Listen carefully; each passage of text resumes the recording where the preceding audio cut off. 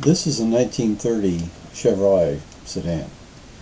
Too bad there was music playing in the background because I had quite a conversation with the owner.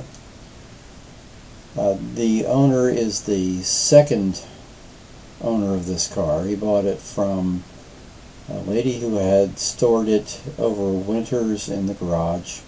She removed the tires in winter and stored them inside. The car itself was stored in the barn. It's a beautiful car. There was no rust prior to restoration. Looking at the interior, you can see the very nice bench seat. The upholstery is as original. See the handbrake there with the manual gear shift.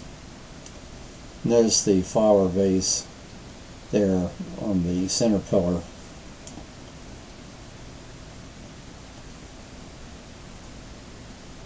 These cars from this era were fairly narrow because of the width of the running boards.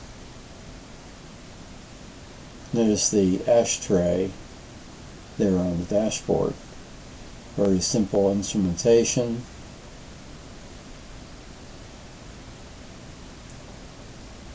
Door panels match the rest of the interior. This is a very long wearing fabric too back in these days.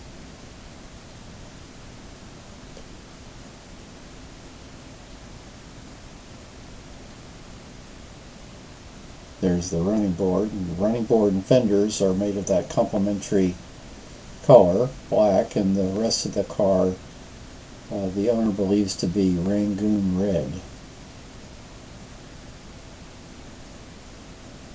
This is where Chevrolet had an advantage over Ford because they made colorful cars.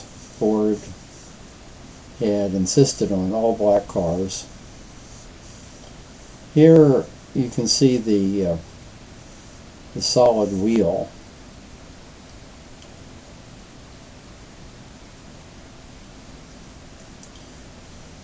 The owner tells me that 1929 and 1930 cars had the solid wheels.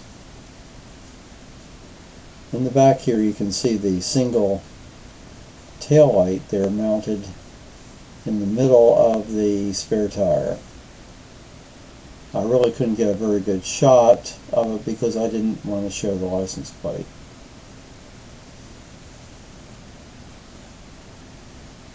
That's my policy now. I try to avoid it whenever I can. Here you see a very nice chrome-plated radiator shell and headlights. And that is the first year for the Stovebolt 6, 1930. Overhead valves. It was ahead of its time.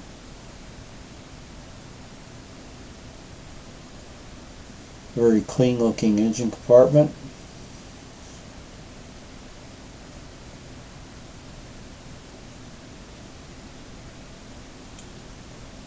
And notice the access for the engine on either side. Notice the bumperettes there, gas tank. Here you see the window shade. We'll pull there for the window shade to block the sun coming in the back window.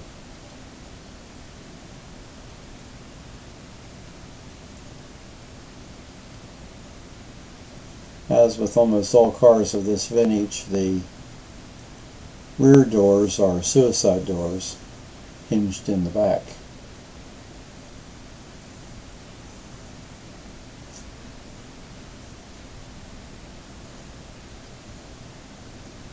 Nice running board. There you see another shot of the gauges, very rudimentary back in the day. A vertical windshield. And there's one windshield wiper that is vacuum operated. But there was a lever there so that if the vacuum was not enough for accelerating, you could manually sweep the windshield.